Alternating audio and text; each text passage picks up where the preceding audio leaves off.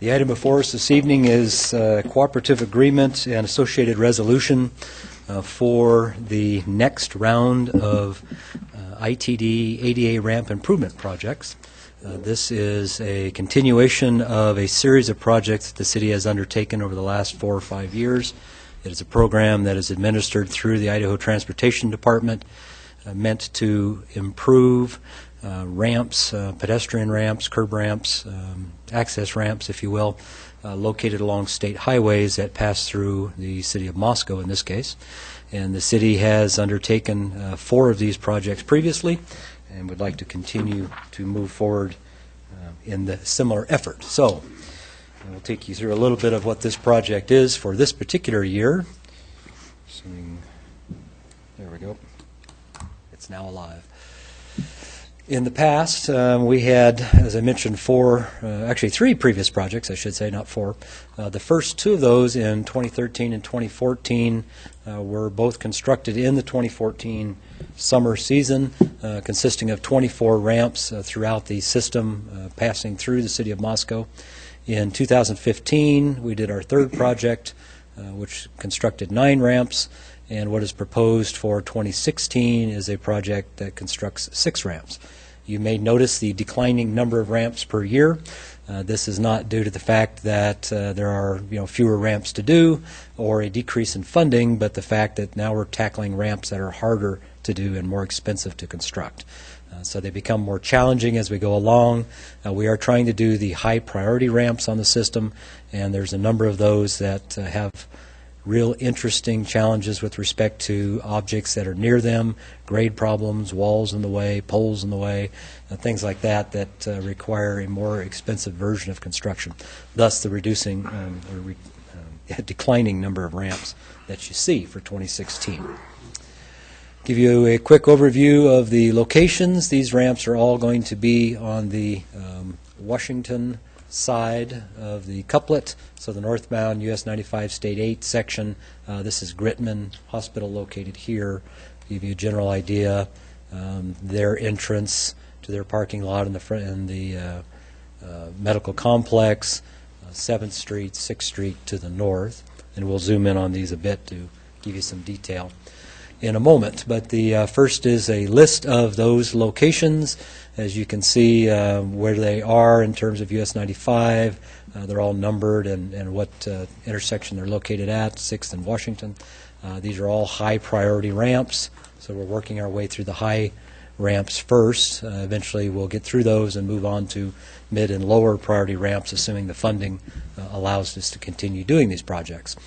Overall cost estimate for this project for these ramps, you can see the individual amounts per intersection. Again, these are becoming fairly expensive on a per ramp basis, probably double or even triple what we'd see at a more traditional corner on a residential street, for instance. That is just the nature of the extent of the work that has to be done to make these compliant.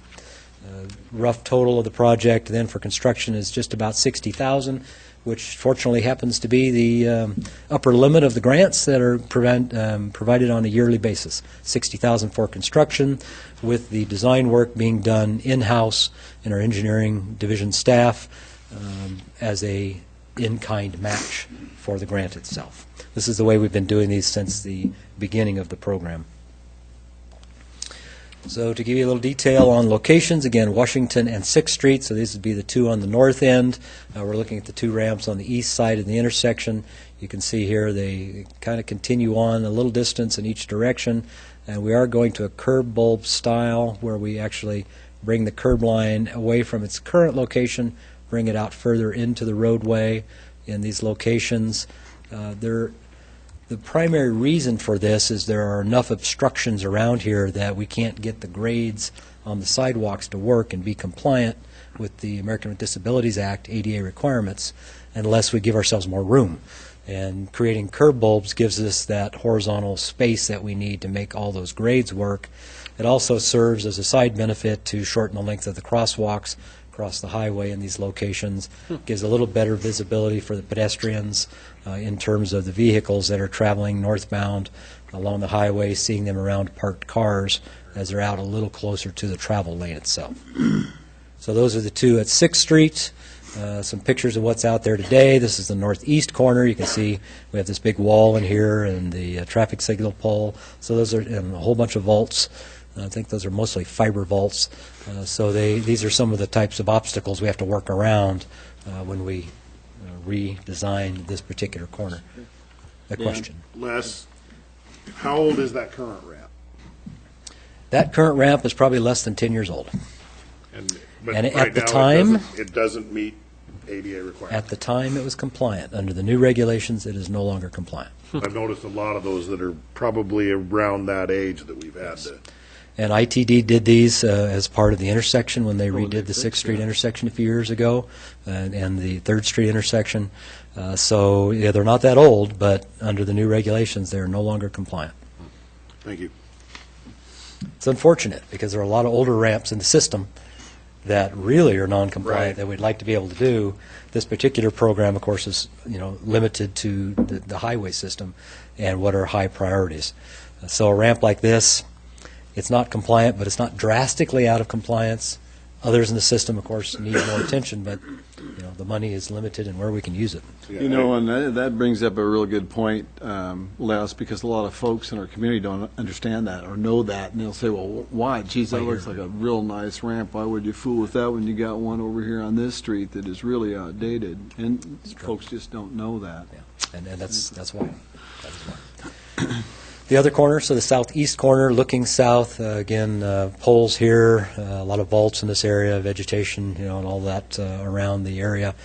Fairly narrow sidewalks down here. So again, coming out with curb bulbs in this gives us more space to make the grades work and fit everything in that we need to fit. Next site would be at 7th Street, again on the east side of the roadway, similar treatment, again doing curb bulbs that come out to, in essence, the edge of the parking lane in both cases along the Washington frontage, giving us more space to make room for the grades that we need and the landings that are required. Some pictures there, again, on the northeast corner of the intersection. See, that's more like it. Yep. As far And as again, what I this would is- like to see replaced. This is an intersection that was not redone by ETD in the last decade, so this, would be more of the old style, definitely non-compliant. These are the ones we really do like to replace. Right. So it's good that we're able to do these two, I believe, are both in these kind of conditions. Yep, there's some. Again, restrictions, with the existing walls that really limit what we've got for space to work. Les, you may Yes. have said, and I didn't hear, when were those current ADA curb ramps built on 6th Street? What year were those? It was just within the last 10 years. It's when ITD came through and did the intersections. I can't remember if it was like 7, 8 years ago, somewhere in that time frame, but less than a decade. 2007 or 8 is what Yeah, I I think it think was. so. ITD paid for those? Yes. And now they'll pay for these as well. So with that bulb out that's getting built there, Mm-hmm. will we gain a parking place here? Or is it, we still have to have the site distance? Is that the issue there? I think that one's primarily for sight distance. I can't give you all the history on that one, but I suspect with this location, that is a sight distance need, is why that parking is stripped back like that. We would not anticipate gaining parking here. But if you, Go ahead, Walt. but if you bulb it out, you wouldn't need as much sight distance as you would standing up on that curb there. would For you? the pedestrians, that's true. For the vehicle that's sitting here at 7th Street, you still need that sight distance. Go back a slide, though. Now, this is looking north. Would we gain one on that end because, or do we have a driveway? There's a up there? driveway right Okay. there, so I don't know that we could necessarily. Wouldn't be enough Because you're fit not one worried there. about sight that direction. Not that direction, unless there was an issue with the driveway sight distance. We don't have a lot of driveways on this stretch. That's something we could certainly look at. Yeah, absolutely. Mm-hmm. Thank you. You're welcome. The last locations are at 8th Street on the northeast quadrant, again, using the bulb-out technique, and in this case, a double ramp system. And we do have a ramp on this side, so we would be matching with that ramp on the west side. And then the location down here, this is actually the entrance, the driveway into the Gritman, south end of the hospital and north end of the parking lot. And so the ramp is actually at in essence, a driveway entrance. Looks like a street, but it is a driveway in this case. That's the one at the northeast quadrant, again, constrained by retaining walls, power poles, those types of things, which again is why the curb bulb helps. I see we have parking up close this time, not so much an issue. and the one on the other side looking north at the emergency entrance in Washington here.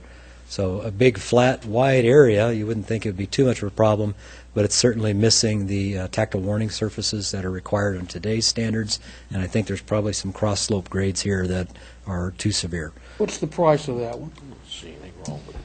Well, let's go back and take a peek. It'd be $63.50. Yeah, the lowest price of all of them because it doesn't have the restrictions. Okay, if you don't mind, if it's okay, Mayor, if you don't mind going back to the picture again. So your belief is that you're going to take out everything this side of the fire plug bollards and rebuild it? All because it doesn't have the tack strips? Well, and again, might be slightly off the slope? I believe the grades are probably off on this one as well. And when it comes to ADA ramps, slightly is a huge word because when they say 2% max, it is 2.00% max. You don't get 2.02 or 2.1. It's amazingly strict there. So just looking at it, and I don't know all the details on this one, but just looking at that, I wouldn't be surprised if we've got some great Yeah, right up problems there, about across here. 4 or 5 feet. Jim, did you have a? Yeah, well, go back to the one on 7th Street, if you would, Les. The other one. 8th, That north one or there. south? That one? The pitch of the sidewalk after you get on off the ramp is way too steep for ADA, right? Well, it's You can interesting. Get over there, but then you can't go up. Coming down Once here, you get away looking from back. once you get away from the We're gonna have ramps, to pay to have the that rules whole change. street fixed. Okay, once you get away from the ramp itself, the rules change because then you're following the grade line of the street, and that may exceed what you'd normally see for an ADA ramp or an ADA route of travel. You can go steeper than those if that's following the grade of the center line of the street. So the way they deal with the transitions is they say, okay, down here in the ramp itself, you got to meet the requirements, 2%, you got to have the 4x4 landing, all those types of things. And then if you go 10 feet off of those points and then intercept whatever grade is there, from that point on, you just go with whatever grade is necessary to follow the road. That's how they dealt with that transition. Otherwise, you'd have 2% slopes on 10% streets, and you'd have zigzags all the way up the hill. So that's the way they've approached it in the field. So that was the last of the ramps. What's before you then this evening would be approval of the cooperative agreement that is in your package. This is an agreement that is consistent with those that we've done the past 3 projects, been reviewed by our legal department, and then also the actual resolution, which is the one that says, yes, we've approved the agreement and we authorize the project moving forward. Is that any questions that you might have? Wayne, this was before Public Works and Finance on December 14th. It was, Bill, and Elisa presented that pretty much in the same manner that Les did. It's kind of the opinion of the Public Works and Finance Committee was it's something that's necessary, it's something that we have to do, and it's grant money with some match, which is important to do. It's kind of unfortunate that we have to take out some things that look like they're so close that we have to spend $6,000 to make them exactly right, but that's just the way it is. And so Public Works and Finance recommended approval and said we'd send it to full council for approval. Okay. John?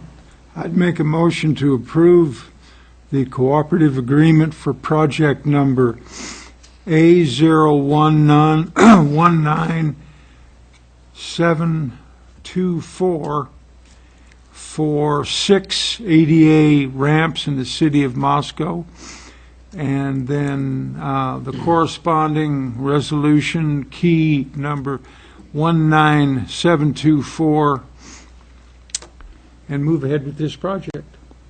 I would second that motion. Okay, we got a motion by John and a second by Jim to recommend approval of the cooperative agreement, project number A019724, FY17, City of Moscow 688 ramps, Slayta County, key number 19724. With that, I will start to roll with Walter. Aye. Aye. Aye. Aye. Aye. Okay, we will move on. Thank you, Les. We will move on to item number 6, analysis of impedance impediments Impediments? to impediments to fair housing and fair housing action plan presentation. Becky, if you If I may, Did you have something else? should there be a resolution number attached to that? we don't want 22? Or just. to. There's no, only ordinances. Is there? I mean, No, there's a resolution. I understand there's a number resolution, don't- but Yeah, the resolution is required by ITD to accept the grant. okay. It Well, was part what? of John's motion. 2015 dash something. 22? 22, 12? 22. 22? Okay. The resolution doesn't have to be voted on, though. It's already part of the motion. It was part of the motion. Yeah. Thank you, Les, Thank you. for